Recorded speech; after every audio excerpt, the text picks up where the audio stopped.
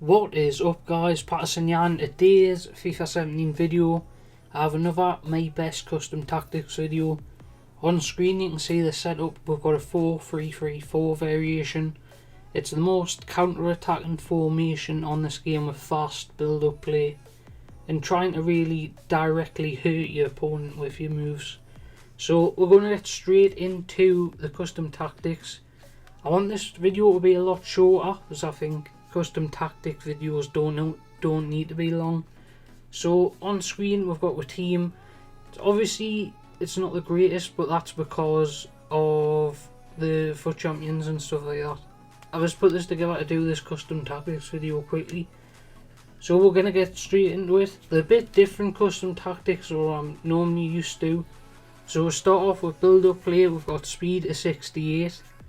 So if this was me really, and we're playing the counter-attacking formation, we want to try and get this high up as we can.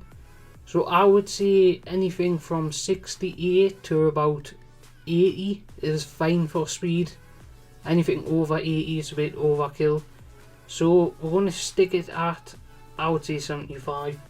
Then passing, you want to keep your passing balanced, but this obviously means you're running in behind and stuff like that. So we've kept it at 55, try and keep it as balanced as possible while counter-attacking. We don't want the whole team to push forward, we just want our midfielders and attackers to push forward.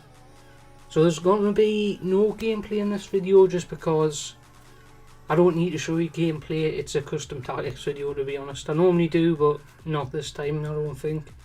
So positioning organised, you don't want your players, especially in this formation, being on the wrong side, especially with weak foot and stuff like that comes involved. So position organised, highly recommend that. You don't want to ever put this on free form, to be honest.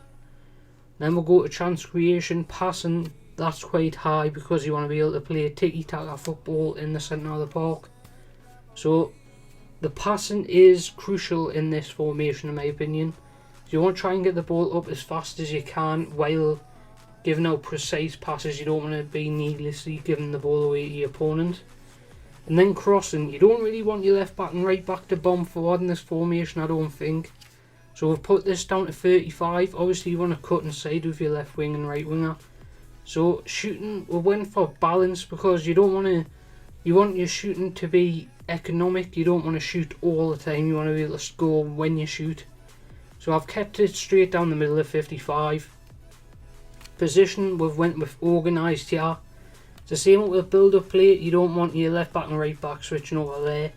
And for chance creation, you don't want your left forward and right forward or left wing and right wing to swap sides, especially with weak foot and stuff like that, like I've already said. Then defence, this is a little bit different for me here, but we've went with 60 pressure, 45 aggression and 50 team width. So you want higher pressure on this formation to try and get and win the ball back quickly. But the aggression, you don't want to really dive into challenges. You want to kind of back off your opponent a little bit. And then when the time is right to strike, you take the ball quickly and then you're off your way. Without making them horrible tackles where you've got to keep tackling with your left back and right back to try and win the ball back. So that's why it's at 45, and team width is just 50. I normally mess around putting it down to 47 up to 52 if you want to do that. But I think 50 is good enough there, I wouldn't really mess around with that. Obviously we've gone with cover, you always should go with cover. Offside drop puts you at disadvantage to start with. So them are the custom tactics. You can obviously pause the video if you want to look at them quickly. But then we'll go to player instructions. Stay back while attacking on the right back and the left back the same. So these are kind of a different one I normally go for. So I would recommend putting both the two centre mids to stay back while attacking, especially if they're defensive minded in the first place, and I would have both of them with stay on the edge of the box or the cross. And it depends how good they are at attacking, but I would just keep them on normal interceptions. So obviously the centre backs, you don't change them unless they're a player with high defensive work rates, and I would change the interceptions to conservative.